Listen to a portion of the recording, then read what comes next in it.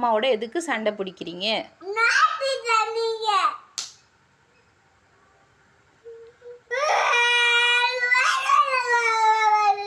என்னன்னா கடிச்சு அடிப்பேன். நாங்க என்ன செஞ்சோமா?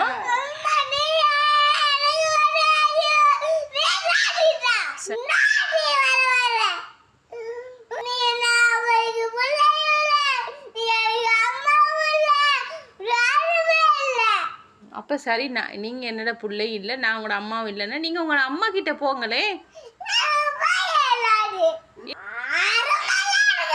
சரி, இப்ப நீங்க எது கத்திட்டு இருக்கீங்க? பேசாம இருங்க. நீங்க உங்களோட பாட்டுக்கு இருங்க, நான் எந்த பாட்டுக்கு இருக்கிறேனே.